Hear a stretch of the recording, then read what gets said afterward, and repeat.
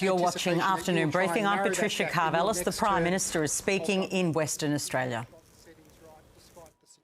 We'll make budget decisions every year. We've just handed down a budget in March, but we have had significant investment, including in that budget we brought $1 billion forward to this financial year. Just here, a bit of mudslinging in the third debate last night. The negative attacks from both sides of politics have really ramped up as early voting begins and we're getting closer to election day. Are you worried that the negativity from both sides in the election will just cancel out at the end of the day going through, that voters would just turn that off, like, altogether? Well, what we're doing is putting forward serious policies. It's right there. You can touch it. You can see it. And people will have their homes powered by it. We have serious policies that we've put forward, whether it be our Medicare policy, for example, that I've been asked about today, 50 new urgent care clinics, tripling the bulk billing incentive, making a difference, our women's health program that we've announced as well, our cheaper medicines, bringing it down to $25. On education, early childhood, education, that the opposition have said that they'll get rid of the activity, that they'll bring back the activity tests that we got rid of. Now, the activity test is really important for disadvantaged women to be able to get back into the workforce. All of the analysis says that the activity test stopped women with kids being able to get back into the workforce and participate, and therefore benefit not just themselves and their families, but benefit the economy as well. They're going to bring it back, they say. So this is an opposition that, if they have any policies, they're either taken from overseas or they are taken from the reversal of reforms that we have put in place, whether that be the income tax cuts, the getting rid of the activity test with the 3-day childcare guarantee that we've put forward. But we know there'll have to be more, because we know that the schools funding that we've put forward, better and fairer schools, funded, the first Premier to sign up, right here with me today, Roger Cook, will make a difference as well. Last night you confirmed that you will force the tech giants to pay for news. When will you release the detail of the news media bargaining incentive that you announced last year? Well, we're working through those issues. We have consulted with news media companies as well, and we will continue to advance those interests, just as we've put in place the social media ban that I spoke about last night as well. That will make a difference, keeping young people safe. Right at the back. Local media, just a question for the Premier. For Browns Dairy, is there anything to worry about with the failure of the Chinese owners? Look, we're not anticipating there's be any problem in relation to finding a new owner for Browns Dairy. It services about 50 dairy farmers in the local district and plays an important role as part of our agricultural industry. The reason why it's having difficulties at the moment is because of disagreements amongst the owners, not because of the commerciality of actual Browns Dairy itself. It's a profitable operation and we expect to find a new buyer for it. It'd be great if it's a local company as well. That the business is sound and there is no risk to workers?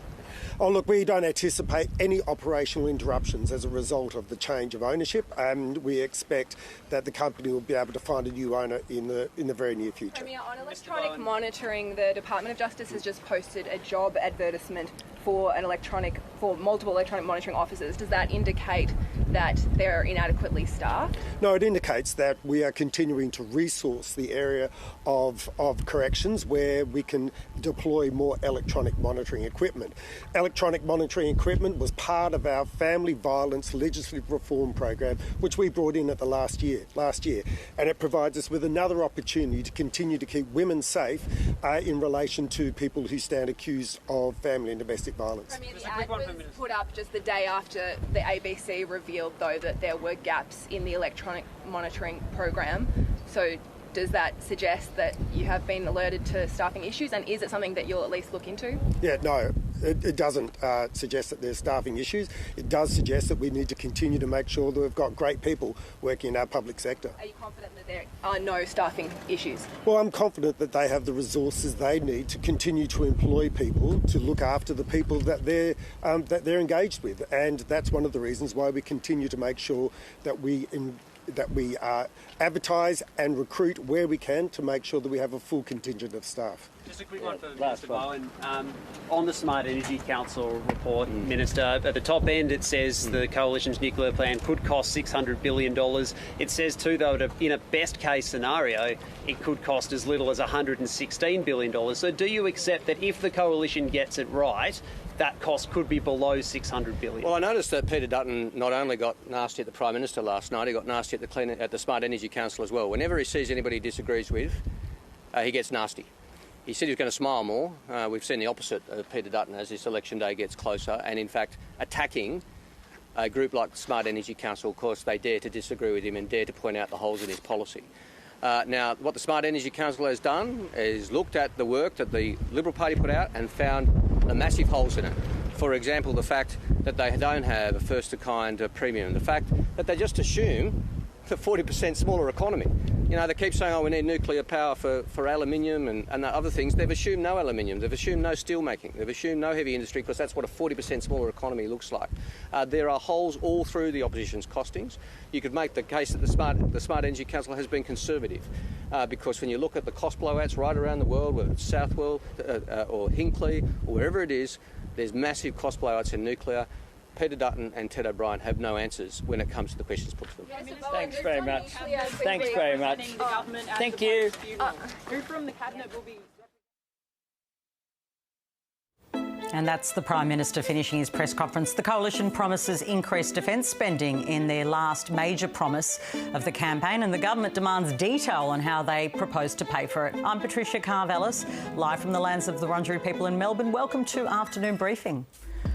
Opposition leader Peter Dutton has indicated a repeal of Labor's tax cuts could be used to finance the Coalition's commitment to spending an extra $21 billion on defence by 2030.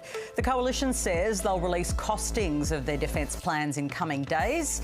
Is this new spend inspired by the Trump administration? I'll ask the Shadow Defence Minister, Andrew Hastie, in a moment. More than 500,000 Australians have already voted in the federal election after the first day of pre-polling, with more through the gates today. It's an increase on the 310,000 votes recorded on day one of early voting last election. I visited the marginal seat of Bruce in Melbourne's southeast to meet the candidates and voters. You'll see what voters are saying later this hour. And Donald Trump says he will cut 145% tariffs on Chinese imports substantially, and that a deal could happen pretty quickly. Treasury Secretary Scott Bessent said in a private speech negotiations between the US and China were yet to formally start. Is there another back down coming from Donald Trump? I'll ask Industry and Science Minister Ed Husic.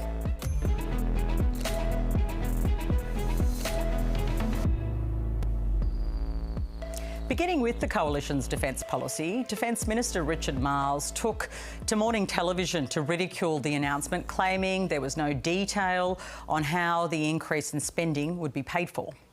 There is no explanation of how they're paying for this, where the money is coming from, nor really is there any explanation of what the money is being spent on. And this is entirely consistent with what the Liberals did when they were in government. Like under Peter Dutton, the Defence Force was shrinking. This is what we've inherited, and it's what we've turned around.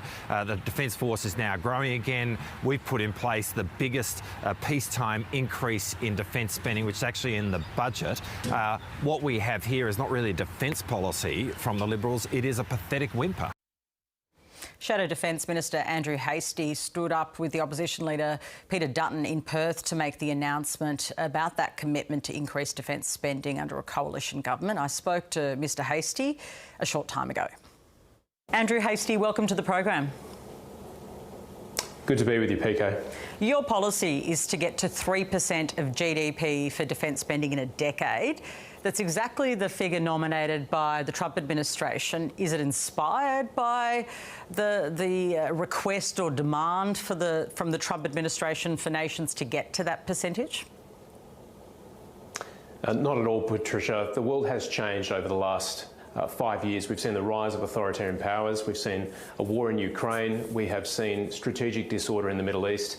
And President Trump is reposturing the United States with America first. So the world has changed and Australia needs to be able to stand on its own 2 feet. We need to be strong and we need to be secure. And so we're taking the hard decision to invest in the Australian Defence Force and revitalise our industrial base to get this country going again. It's really important that we're able to defend ourselves, and that means we need more money. And that's why we're investing money into defence. How did you arrive at where we should land on? I mean, how do you make that assessment of what is a fair amount to be spending on defence? Well, it's a good question. I think the structural imposition on the defence budget at the moment is AUKUS.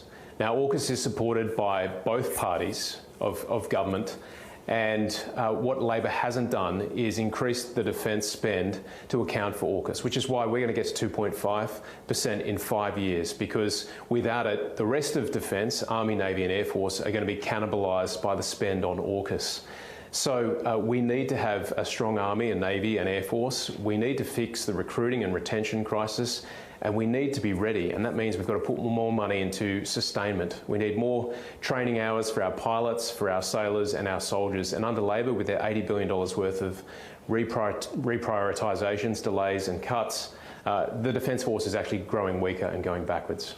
You said today that Australia can't take anything for granted after US President Donald Trump's return. That really struck me. What do you mean by that? Well, we always have had a strong relationship with the United States. We're 2 of the world's oldest continuing democracies.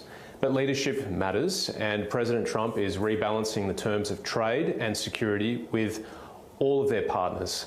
And so the message for us is we need to be able to be strong on our own 2 feet. Yes, we do have a deep relationship with the United States, but the lesson from Ukraine is oftentimes you've got to demonstrate strength yourself if you want your friends to help you.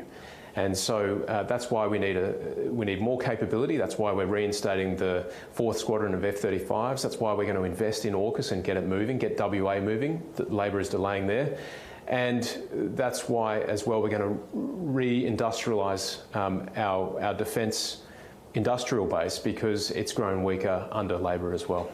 So is it essentially you saying that under Donald Trump, the lesson has been that we can't rely on America as a sure thing?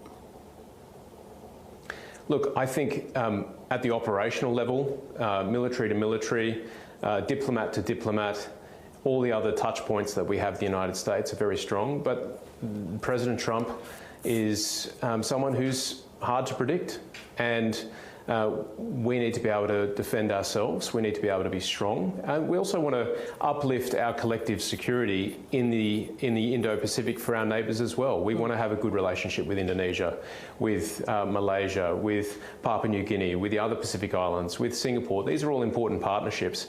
And by investing in our Defence Force as well, we help them with their security too. I think the point you make that Donald Trump is hard to predict is very accurate. So people would be happy to hear straight talking on that. Very hard to predict and erratic even. Given that, how sure are you that we don't need a plan B for AUKUS then? Will we get the subs? There are a lot of ifs if there is an unpredictability. Well, one of the things that we have to do is demonstrate that we are sovereign ready by the end of the decade, and that means own, operate, regulate, maintain and dispose of a nuclear reactor. So we need to demonstrate to the United States before we receive our first Virginia class, which means we've got to invest in WA. This is a multi-generational nation-building endeavour. We need to uplift our education standards, particularly in STEM, if we're going to raise the next generation of scientists to support AUKUS. We need more tradespeople. We need supply chain businesses that are being built. We need the infrastructure, the housing. All that needs to happen. And because Labor hasn't increased their defence spend, a lot of that stuff is delayed. And so there's risk in AUKUS. And that's why a Peter Dutton-led coalition government is going to invest in WA to get AUKUS moving. And by doing so, we actually guarantee its success, but we can't afford to drag our feet anymore. And if we want President Trump or whoever follows him to think, you know what, Australia is a strong partner, we've got to demonstrate that we're sovereign ready by 2030. But things have changed under Trump. That's really the message here, isn't it? Well, things certainly have changed. It's a very much an America first position. So what are the implications for us? Yeah, because I'm a proud Australian too. What does it mean for us if they're America first? Well, we're not America, right? Sure. Well, I'm a proud Australian. I'm a patriot. I think the best way to protect the prosperity and the unique democratic institutions that we have in this country is to be strong, and that means having a strong defence force. So yes, there's AUKUS, of course. We need a strong air force. We need to be able to reach out and strike an adversary with guided weapons and missiles. But I think also there's a real opportunity for us to develop a world-leading capability in drone and counter-drone warfare. The untold story of Ukraine is the Australian businesses who are supporting our Ukrainian friends with lethal effects through drone and counter-drone warfare. And if we choose to be world leaders in that technology, we can defend our vast geography. We've only got a population of 27 million people, but a massive country. And so we've got to find an asymmetric way of defending Australia. And I think the answer lies in our homegrown small and medium enterprises and some of the technology we've seen emerge in Ukraine. I want to go to some of the other issues, and you mentioned the word actually, so it's perfect timing. Should Australia contribute troops to the Coalition of the Willing peacekeeping mission in Ukraine? Peter Dutton's already ruled that out, and there's been no formal offer as we understand it. There's been no strategy, and we're no closer to peace as it stands right now. Now, being an Australian who's been sent by former governments to serve overseas in a war zone, one thing I've learned is that I always want to know what our political leadership is trying to achieve. And so I think it's a very reasonable expectation that there is an offer, number one, there is a clear strategy, and our Australian troops know what they're getting into. And right now, none of those three conditions have been met. Peter Dutton said today that the Prime Minister is talking about sending hundreds or thousands of troops into Europe. When has that ever been suggested? Well, I think the Prime Minister didn't take counsel from the CDF, the Secretary, his National Security Committee of Cabinet, and he made a knee-jerk comment into the public space.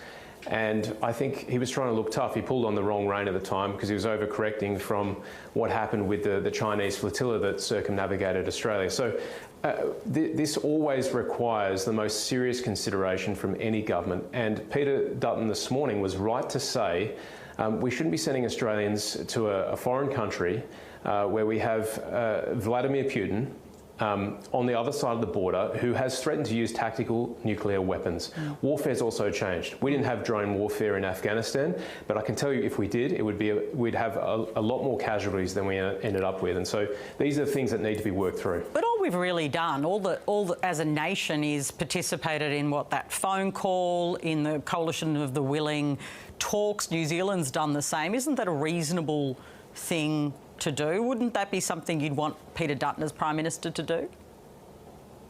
Of course we will. We want to engage diplomatically with all our partners and beyond, because we need to be good neighbours, good world neighbours with everyone. So Peter Dutton would join the Coalition of the Willing phone calls as well, which is what this is, to talk about what role everyone could play? Well, I think Peter Dutton as Prime Minister is going to act in our national interests with strength and resolve. And if that includes sitting down with people like Keir Starmer and talking about these things, he will do that. But we've got to win the election first and foremost. And I think it's right for Peter Dutton and for the Coalition to push back against premature commitments to sending Australian soldiers to dangerous war zones without a clear strategy or plan. Sure, but he hasn't done that yet, to be fair. There hasn't been a commitment of anything. There's been a participation in the Coalition of the Willing in discussions. But you would like your side of politics to do the same, wouldn't you? At least be part of these conversations.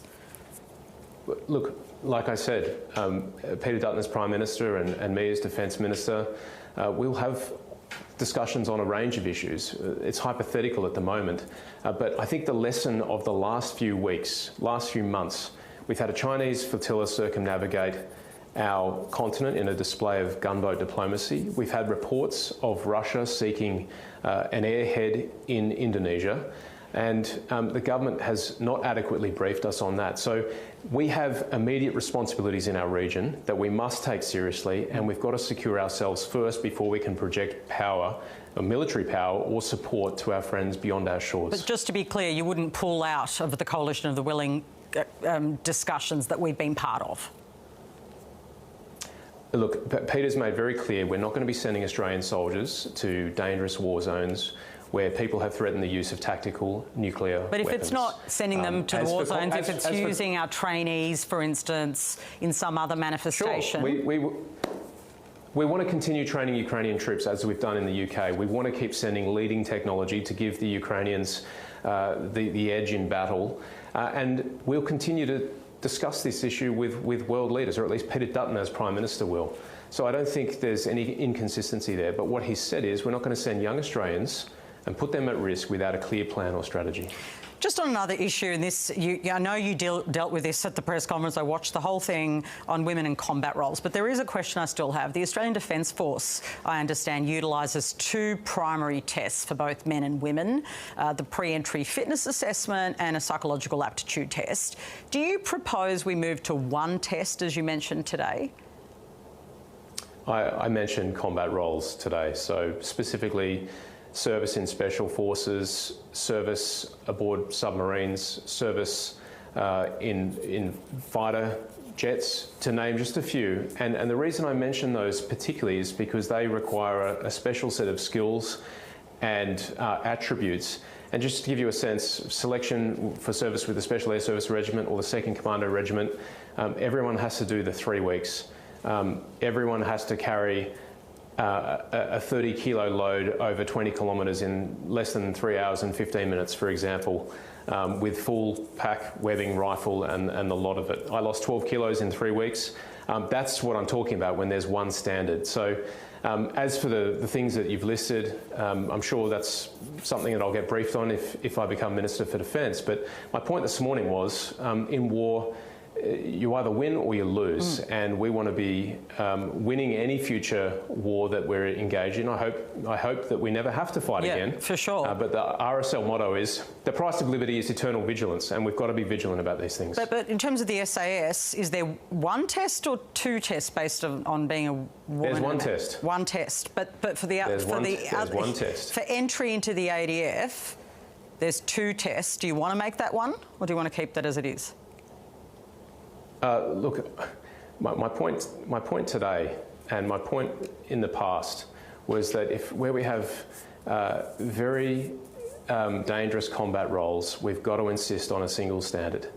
And we recruit from a very wide base of people. In fact, we're falling well behind our recruiting targets.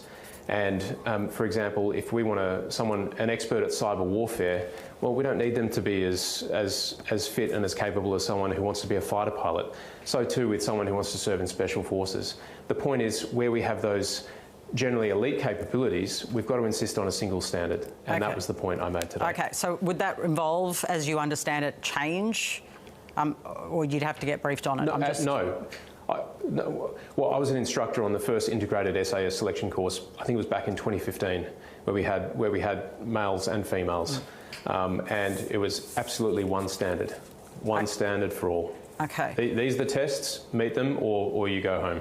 Okay, and you stood by the comments you made years ago. Why did you make that decision? Because you could have said I got it wrong. Why did you decide to stand by them? Because people want honest answers and a bit of integrity, and I don't live for the applause of my enemies. People will want to twist these words and suggest that somehow I'm not for equality. I am for equality, and I do value the women who serve in our uniform, and I believe in equal opportunity. I've got 2 little girls myself, Patricia, and I want them to be able to serve in the ADF if they so choose. And so I stood by my comments because they were honest at the time and they were based on my experience. There's a bond that you have with some people in the ADF, in service, that is kind of hard to explain. That doesn't mean the Coalition has a policy to roll back any of the changes made to personnel policy in the last 15 years. There isn't. And I've been in this job now for almost 5 years, as I said, 18 months as the Assistant Minister, 3 years as Shadow Minister for Defence, and combat roles will remain open to all Australians. Many thanks for joining us. I know it was a long interview, but I think sometimes these issues should be ventilated at length, so I appreciate your time. I am a time thief. Thank you very much. My pleasure, PK. Thank you. to get the government's perspective on a few things, let's bring in the Industry and Science Minister, Ed Husic, joining me in the studio in lovely Melbourne. Lucky you. Time thief. Is this a new one? Well, can be. But let's get to the serious substance of what they're proposing today. They want to get to 3% of GDP in 10 years. That's something that indeed former Labor leader and former Defence Minister Kim Beazley thinks needs to happen. So it's actually an important ambition, isn't it? I think you need to distinguish that there are people who apply themselves seriously in this space, who think through options, do the work, compared to what we got out of the coalition today. It was just an announcement to say that they were going to spend more. They can't tell us where the money's coming from. They can't tell us where they're going to spend it, right? Well, I have to correct you because they were quite clear that they will repeal your tax cuts. Now, you might want to sort of make political points about that, but it was rather transparent. They want to repeal the tax cuts to pay for more defence. I didn't even get 30 seconds. No, but it's well, then, so what they're saying is... So they are telling us. OK, so what they're saying is we want to have higher taxes to fund defence policy or the defence spend, what they're going to do. And it's still, mind you, while you sought to point out one thing, you didn't actually come back to the point which was what are they going to spend it on? And they have a shopping list of things that they might spend it on. It sounded like when I was listening to the opposition leader, it was kind of like defence policy through a Costco aisle. Like, I'll take this, I'll take that, I'll take this. But he's not actually committing to it, and then suggested that, well, we're not going to make procurement decisions in the middle of an election, when just a few weeks ago he announced a policy to buy F-35s. So another backflip. From where he had certainty that he was going to do one thing in terms of equipment, then change his mind. This is not defence policy, it is a bumper sticker. And the bumper sticker reads, we'll spend more. And that's what they've basically put. And frankly, in a campaign, that's not good enough. They had 3 years to come up with what they would do, and they announced it with less than 2 weeks to go. And all it was is, we'll spend more. OK. They say they'll repeal the tax cuts to pay for it. I understand your critique, but, you know, they have explained that. And then Andrew Hastie also said today, and then expanded in the interview there, that Australia can't take anything for granted because of Donald Trump. That's right, isn't it? We have to be able to build our own sovereign defence capability, particularly in the wake of a more unstable America. So before we move away from a key element of what they're saying, in terms of the tax cuts themselves, they're really wanting to use dollars in a lot of other ways. Because remember, in Budget and Reply, they said we're not going to go for the tax cuts, we're going to do the excise cut. And now they're saying we're not going to do the tax cuts, we're going to do more defence spending. So they can't, you know, have their cake and eat it too. They're excise going to need to be just 1 year, though. Well, yeah, but they're still saying that they're going to use different things to fund different elements of their policy, which shows that they are unprepared. They haven't thought through their policy, they haven't costed it properly, and really the onus will be on them in the next few days to step forward to explain all their costings for these policies. Now, if I may, so forgive me, I thought that was an important point. But on Australia, on the other can't take anything for granted. I don't think, if you look at the way in which, you know, there's been a lot of hard work done by Richard Marles, particularly in terms of the Defence Strategic Review, thinking through what we need to do in the years ahead. Remember, we came into office, there was about $42 billion of projects that were announced, not really funded. 30 projects, I think, roughly, that were going to take 100 years over time to deliver. We needed to rethink what we were going to do. We needed to make sure that we went from AUKUS as an announcement to AUKUS as a deliverable. And so there has been a lot more work to say, OK, what do we need to do to be able to breathe a lot more life into the concept of defence self-reliance? You've seen some initiatives, for example, missile manufacture, what we're doing in radar. There's a lot of work that's being done there. So we are looking at standing a lot more on our own 2 feet and working with our region a lot more. It's not that we'll do everything ourselves. I think a strong regional basis in which we work is important. The election of Donald Trump, like Andrew Hastie said, a real reset moment and a real reminder that we do have to be able to stand on our own 2 feet and not rely on the US in the same way. I mean, I thought it was rather frank of him to say that because I think many Australians see it that way. Well, I mean, it may be a reset moment for them, but we've recognised as a government we've got to be able to get our house in order from a defence perspective. That's what we've been doing. Make sure that we move beyond announcement to delivery, as I said. and that we also build the relationships in our region as well, really important, and that we're not just reliant on one country or another, that we've got a mix of different approaches that will provide for, in amongst all of that, our own ability to be much more self-reliant, and that we have the strength of those relationships regionally. I want to move to another topic in relation to Donald Trump. He's talked about maybe a deal with China, reducing that very high tariff, which has huge impacts on our economy. Do you see that as promising, or shouldn't we hold our breath? Well, I'm very careful about reading too much into an announcement that gets made one day, then something else changes, and we get another announcement. I think you've got to be able to deal with the actual, like what decision is actually being made and put into effect is important. I think Australians don't want to have, in particular, announcements made and then backtracked and then we're not actually going to a decision. Stop me if it all sounds familiar in the Australian political context. But effectively, Peter Dutton has mimicked a lot of that himself in terms of taking plans, changing them, and I don't think that serves the public well. So in the US context, it has caused, obviously, a lot of instability in terms of global trade, absolutely. That has played through. It's not just about the instability it's caused, the way it's translated. For example, predictions about what that might do to growth here and overseas, the way it'll inhibit the trade, the way it's inhibited, the way it has an impact on economic growth and by virtue and extension of that jobs is really concerning, and we do need to get onto a stronger footing. Now, if there's headway made, if, for example, what has been suggested materialises, that'll be a good thing, and let's keep it rolling. But let's wait and see. Final question. You've announced a program to fast-track tradies. I think it's like 6,000 experienced and unqualified trade workers to be fast-tracked into housing. 6,000, it's something, but obviously we're going to need a lot more workers, aren't we? Well, sorry, there is one more thing in terms of defence today that Andrew Hastie didn't really comprehensively deal with, and that is, if we're talking about recruitment, that is recruitment of women into the ADF. Well, he says they're not going to change the rules, though, if you want to go to that. Well, no, I'll answer your question because you put that forward to me, but there was a lot in that interview that he really needs to be able to confront and be straight with the Australian public on. But in terms of what we're doing there, we have 90,000 people short in construction, right? We have a number of people that work in this band, they've done some training.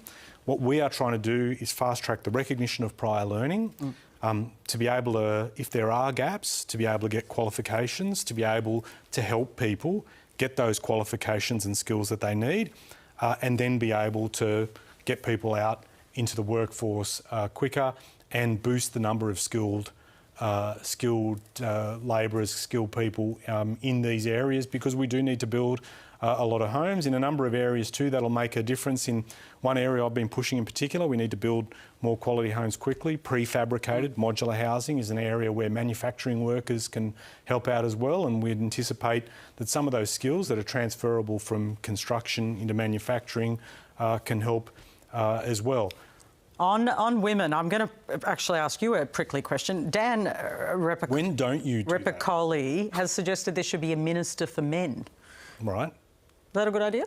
Well, I mean, Dan can talk. Look, I'm not across everything that Dan said, right? So I'm not dodging your question. As you know, I'm happy to go front on those things, but I haven't really got across Dan's idea, so I might let him answer that. The reason why I raised the stuff about Andrew Hastie is, in the press conference today, he said, well, this is coalition policy. He didn't say he supported coalition policy. He said that policy's there. Well, they say they're not going to change the role of women on the front. So he didn't say I back the coalition do. policy. He said the policy's there. And also, when he was confronted about his position from 7 years ago, he said, I said what I said. Now, I'm not saying that he should deny that he actually said it, but it would have had an opportunity there for him to say my views have evolved. And he didn't do that either.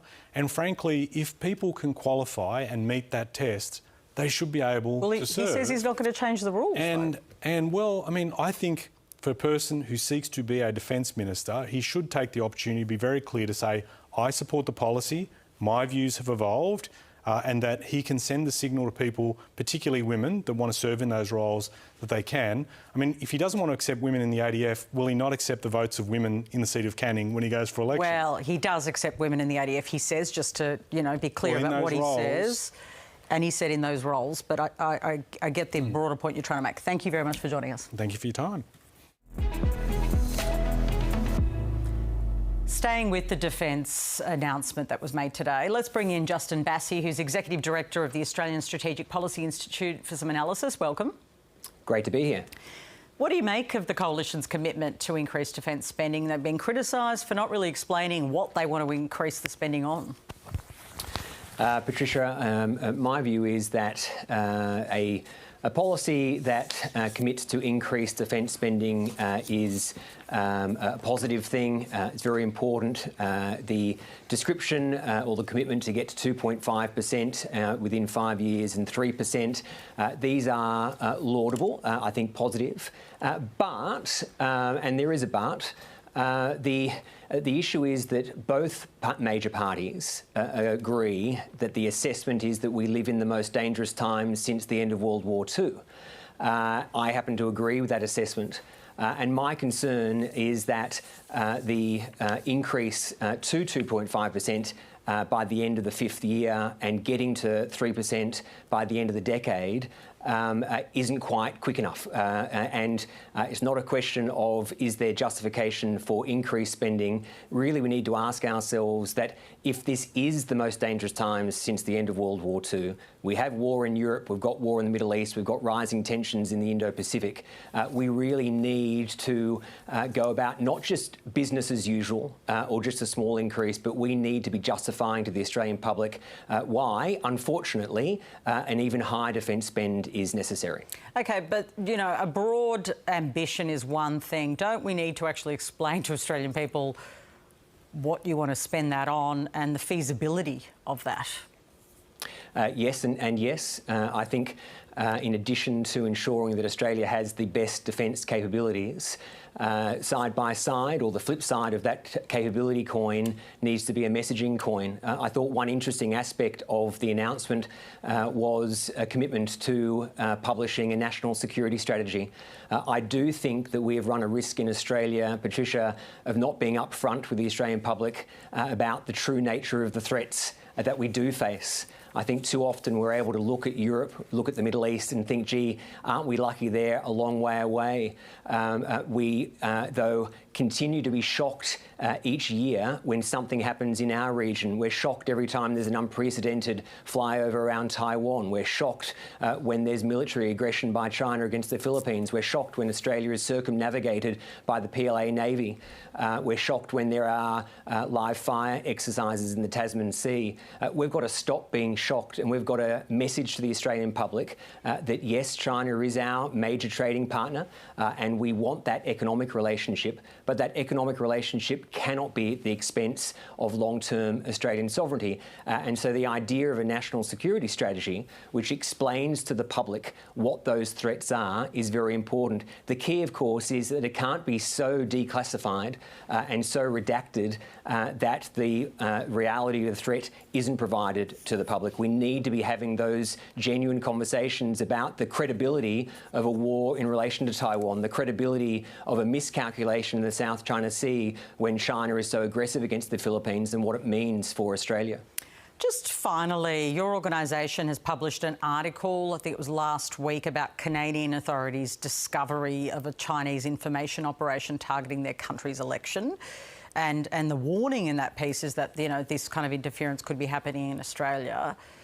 Are you suggesting that we could be currently actually experiencing foreign interference in our own election? Patricia, the answer is yes. We know from the Director General of Security, Mike Burgess's threat assessments, that a number of countries attempt to interfere in our democratic processes, both at elections, but not just in elections, all year round. And the reality is, in the last 8 years, we have seen in Australia China and Chinese nationals provide money to Australian politicians to provide positive remarks about China's defence policy. We see united front bodies directly working as propaganda departments of the Chinese Communist Party run events for their preferred Australian politicians. So we know these things happen. The issue that my analysts, that ASPI's analysts are wanting to pour sunlight on is that those issues of interference and foreign influence are actually the easy issues to identify. Far harder is the hidden threat, what we're seeing in technology. And what Canada revealed, the Canadian Intelligence and Authorities Task Force revealed that the public channel of WeChat was being used by a China-backed account to spread influence in Canada's election to try and have Chinese-speaking Canadians vote a particular way. And the reality is that WeChat is far harder for Australian authorities to monitor because of the private nature, but even the public account aspect is harder because it is run directly out of China, out of Beijing. So we need to be able to grapple with, as technology develops, we've got to find ways to counter that foreign interference. I'm not sure, Patricia, that there is actually a way to counter China's use of technology such as WeChat in any other way other than a prohibition. A prohibition? Sorry, that's quite a call. A prohibition in Australia of WeChat? Sure. Well, the Australian government itself has told the public that TikTok, the social media platform, is a national security threat, to the extent that there is a direction to Australian MPs and government officials that they cannot use TikTok on their government devices. So that is a known national security threat from a social media platform. WeChat is far more insidious than TikTok.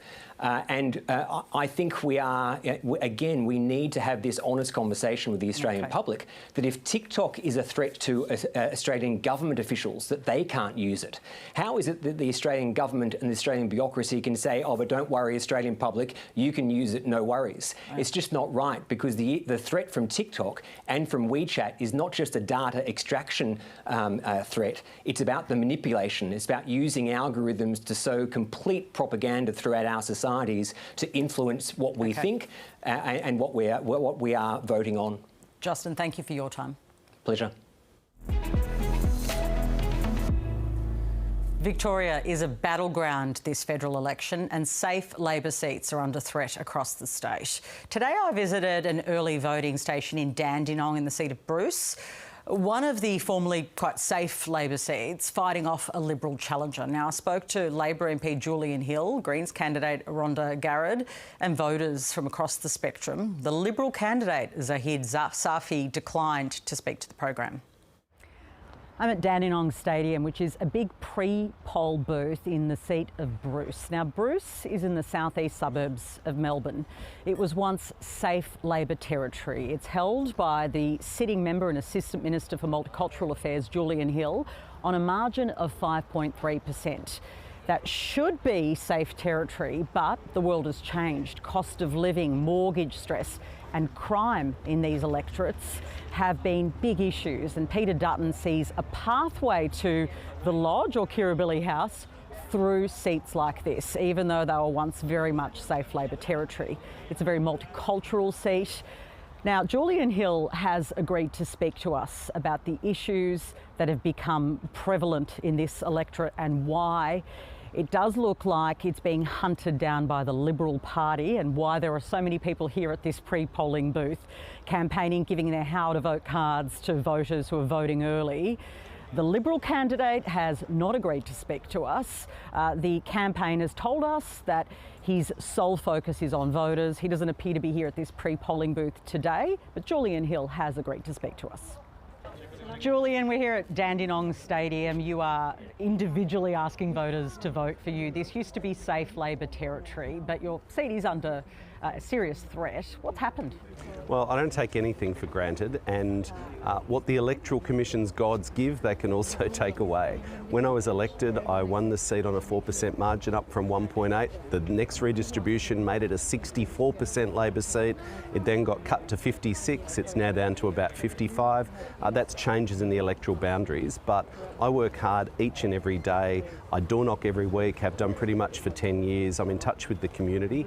This is the largest number of voters for any seat in Victoria, and one of the most peculiar in terms of geographic diversity, socioeconomic diversity and demographic diversity. I live here, I love this community, and the feeling's been good in the first couple of days of pre-poll. Yeah, I mean, I've seen people engage with you quite warmly generally. In fact, here is a man. Nice to meet you, mate. How are you? Thank you. I'm good also, man. Thank you. You send me all the time. Thank you. Good luck to you. Thank you, mate. Well, there you go. A positive interaction with a voter very organically, because we are right here. We are standing in the car park. You have been, and I don't think you even planted that, so there you go. Lots of voters turning up. Do you feel like there's a visceral anger towards Labor here? No, I don't, actually. I've been out and I'm not naive. You know, I understood some of the concerns that were aired in the media and some of people's frustrations about cost of living. It's been a tough 2 years. It's been tough for Australians to work with the government to get through the inflation crisis which we inherited. I don't fully blame the former government for all of that. Russia's war in Ukraine, global supply chains post-COVID, but they do have to bear some responsibility for the mess that they bequeathed us. Petrol tax cuts, tax offsets, pouring petrol on a fire as inflation was taking off, that's the Liberal legacy. Inflation's now down under 3%, wages are rising, interest rates have started to fall, debt forecasts are $200 billion lower than when the government was elected. But PK, the thing I am proud of, genuinely, for this community, is that we have the lowest average unemployment in 50 years, because if we'd done what Peter Dutton wanted, cut the crap out of things, it would have been families in the areas I represent, here in Dandenong, in Hallam, in Doveton, growing up with parents out of work. And I wasn't prepared to cop that, so I'm proud of it. Okay, so this used to be Labor heartland. Things have really changed, and you're right, some boundary issues, but generally Labor heartland. What would you say are the key issues? Do you acknowledge that crime that Peter Dutton seems to be really messaging on, particularly in places like this, is a huge issue? Yeah, so look, the number one issue actually in all parts of the community, although it manifests differently, is cost of living. Those pressures people do feel differently. There's parts of this electorate that are very wealthy. There's people living very well off tax-free super, they've worked hard, they've done well in business. But there's also people who've literally just bought their house down in Cranbourne North in the last couple of years that are struggling with the Reserve Bank's interest rate rises. And there's people who live on fixed incomes. So, it manifests differently. Medicare and health is always a close number 2 around here. People really need the support of government and need to know that they can see the doctor for free. But then there's a whole range of issues, and you're right, community safety is certainly one of those in parts of the electorate. There are things the federal government can do. We're announcing, I probably shouldn't say this, but we'll be announcing more CCTV here in Greater Dandenong to help the police with their task and keep public places safe. There are things I do as a Minister in the Home Affairs Department: money laundering, counter-terrorism work, child trafficking, serious crimes, the hate speech laws. But frankly, any federal MP that turns up at an election and says, I'm going to fix every local community safety issue, is lying to you. I'm not going to dine out. People know our constitutional arrangements. They know that state governments run the courts, they run the police. And I have heard in the last month a sigh of relief, frankly, from the community. Still a bit of scepticism about the bail law changes, but let's hope the judges get the message. And I'll finish on this. I've always lived in Melbourne. We pride ourselves on being a safe community. We need to get back quickly to not just being safe, but feeling safe. And when I door knocked a police officer in Narre Warren a couple of months ago now, I said, okay mate, you're on the front line, what's the thing? He said, well, number one, it's not as unsafe as the media or the algorithms make out. We're still overall a safe community, but there are not enough consequences for those repeat offenders, and that's what state governments around the country are doing. Your opponent here is Zahid Safi. He is the Liberal candidate. He's an Afghan background man, and of course this is a high Afghan population in this electorate. Is he become a serious competitor to you? Well, I've been proud to represent the largest community of Australians born in Afghanistan, from all different parts of Afghanistan, all different ethnicities, different faith traditions. And I think I can say for myself, but others would attest, I've been the loudest voice and the biggest champion of Australia doing the right thing and bringing to safety people who served our country and risked their lives fighting the Taliban. I'll bring to mind something my mum used to tell me. If you can't say anything nice, PK, don't say anything at all. So I'll choose my words carefully. I've really liked and respected my last 3 Liberal opponents. You know, the Liberal campaign can speak for itself. As one of our seasoned campaigners has said, they described it to me watching the last few weeks as a toxic shit show, and I couldn't really disagree. But, you know, if you can get an interview with Mr Safi, you're doing well. It's like the unicorn for journalists. Where is he? Well, he has not agreed to speak to us. Or anyone. So I haven't been able to... He's in witness protection. He's become like a glove puppet for shadow ministers who speak for him. Well, certainly they would not provide an interview with him, and that's disappointing because we did come out here to Dandenong. He was here all day yesterday. Maybe he heard you were coming. Well, OK. Now I'm wondering, I didn't come yesterday, clearly. These issues that you mentioned, you know, you've respected your previous opponents. There has been some homophobia in this campaign. There's a police investigation. Have you had people raise this with you? No, actually. Look, people in this community know what it's like to be discriminated against for who they are, whether it's because of their skin colour. You know, go and talk to some of the African Australians who remember Peter Dutton's disgraceful weaponisation and what it did to young African kids around here trying to get on and get an education.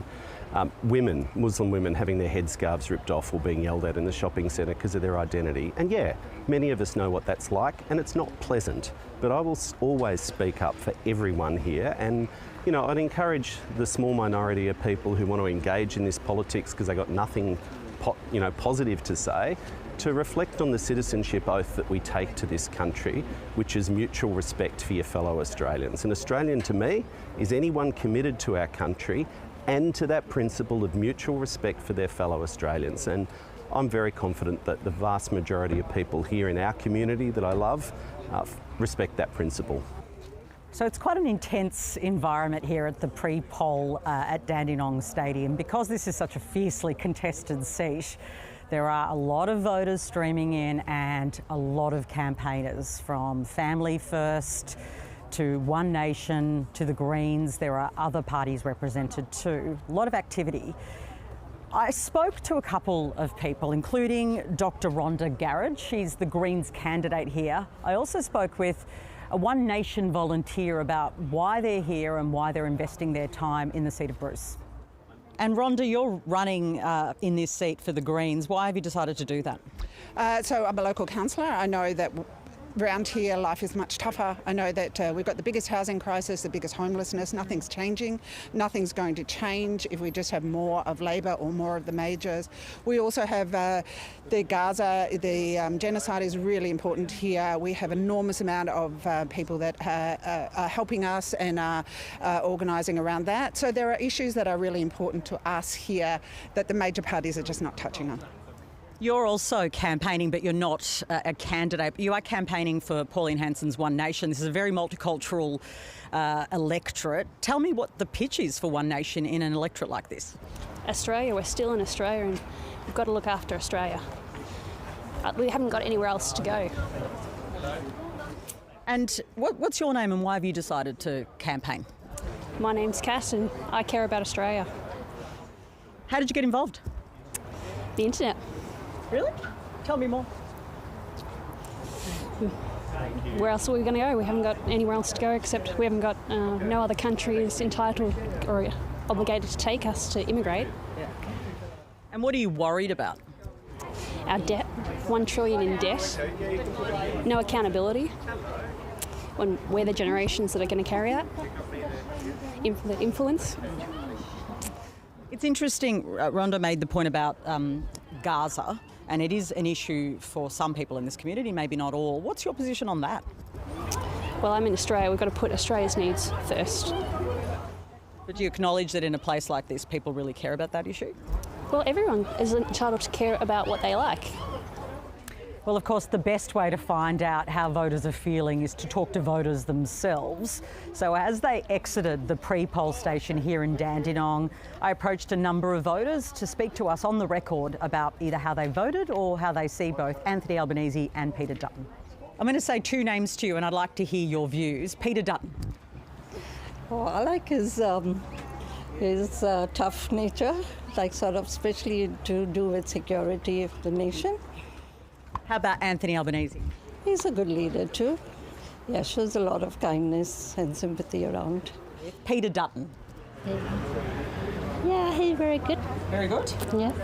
How about Anthony Albanese? What words do you think of when I say Anthony Albanese? Stability. How about Peter Dutton? Double stability. I just think he's got more in his bag to give. Anthony Albanese. Oh, I think he's great. I think he's done a good job and I hope he continues to do it. Yeah. Same, yeah. Peter Dutton? Don't trust him. Because he just doesn't have policies that doesn't back them up. He doesn't show us how he's going to do things. It's very, I'll do this, I'll do that, but there's nothing sort of information behind it. Can you tell us who you voted for? Of course, it's Julian Hill. Julian Hill? Yes. He's the Labor MP. Why did you choose Labor? Because they are with the migrations, that's why. They help with the immigrant people, that's why. What do you think of Anthony Albanese? Can't stand him. I'm going to be honest, I cannot stand him. Why not? I just don't believe a word he says, and it reflects in Jacinta Allen down here in Victoria. I align my values with Labor, hence why I vote for Labor. So what are the issues you most care about? Cost of living, security of the nation. Oh, the cost of living definitely, and security. Yeah, too many people get angry easier and a lot of trouble. The moment not going well, everything goes up, too much expensive, nobody. It's very hard to live, the people here. They make promises and, don't come through with them. What are you most disappointed about? The medical and, the roads. Well, I think they've done a really good job. They've given us some money to help us along the way, and it's a universal thing. It's not something that we have created in Australia, it's a universal thing. It takes a bit more than 3 years to be able to turn a government around after 9 years of oppression, more or less. We need something done with crime. It's too scary to go out, you can't do anything, no one wants to do anything, and now you can't stay in your own home. A knife crime, whilst it is an issue in Victoria, it's not something that the federal government is able to do much about. A shorter big tech panel this week. National technology reporter Angela Vapier and Capital Brief's James Hennessy join me, guys. Quick fire. So big tech giants are under fire, literally, with antitrust trials. Google had 2 big losses this week. Ange, what's happening? Yes, so Google lost this case. It's an antitrust case brought by the US government, arguing that it's got an illegal monopoly in the form of Chrome, its web browser that people may be familiar with. They lost that case back in August, and we are now at the point where the US government lawyers are asking for remedies. How do we fix that? And they've gone for the big prize. They have asked for the judge to order Google to split off that part of its business, which would really reshape the tech industry and, all of our experiences of the internet, really. And it sounds like a big play, and it is in some ways, but it's also not off the table. There's precedent for this. It's been a while, but AT&T was split up back in 1984, and this is part of a spate of antitrust cases that big tech companies are facing. So, yes, it's sort of in the wind at the moment. Yeah, that's really interesting. James, I thought big tech was a friend of the Trump administration. How is it happening on their watch? So, yes, big tech did make a bit of a bet on Trump, and it sort of varied between different leaders in the space. Obviously, Elon Musk went all in, and Mark Zuckerberg at Meta was a little bit less all in, and Google was very subtle about it.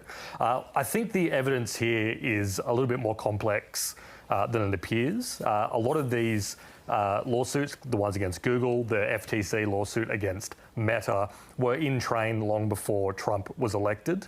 He's elected to allow them to go forward without any interference.